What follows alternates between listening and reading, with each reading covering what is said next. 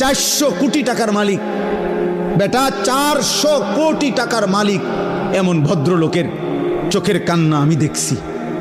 পরিবারের কষ্ট, পরিবারের অশান্তি।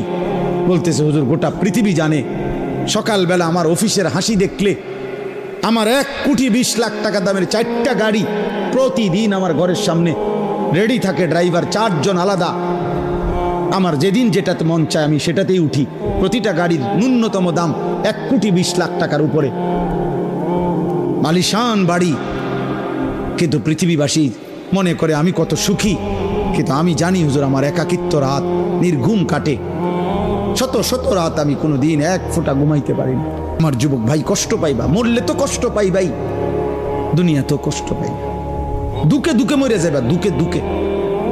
একদিন যখন দেখবা সময়ে প্রয়োজনে যৌবনের ক্ষমতা নাই, নারী দেখতে দেখতে, অশ্লীল দৃশ্য দেখতে দেখতে, বীর্যপাত হতে হতে শরীর নষ্ট হয়ে গেছে, একদিন বুঝবা যৌবনের কত দাম, শরীর স্বাস্থ্যের কত দাম, একদিন বুঝবা। যখন হার্বাল কোম্পানির ওষুধে ওষুধে ঘুরবা, কবিরাজি আর বনাজি ওষুধে ঘুরবা, তখন বুঝবা। হ্যাঁ হ্যাঁ, আমি সাফ সাফ বললাম। আল্লাহ বলছে ইয়াহফাজু ফুরুজাহুম, আমার বান্দা লজ্জাস্থান হেফাজত করো, লজ্জাস্থান হেফাজত করো। তুমি মুমিন, তুমি জিনা করো না, তুমি ব্যভিচার করো না,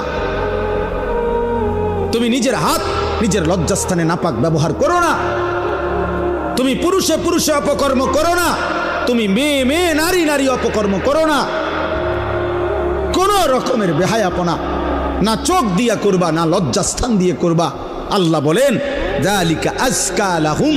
এই এবার শেষ কথা হলো, আল্লাহ বলেন বান্দা আমি ওয়াদা দিলাম, চোখ যদি গুনাহ থেকে বাঁচাও, লজ্জাস্থান যদি বাঁচাও, এই 2 জিনিস বাঁচাইলে আমি আল্লাহ ওয়াদা দিলাম, আমি আল্লাহ তোমার অন্তরটা পুরাটা 100 পবিত্র করে দেব।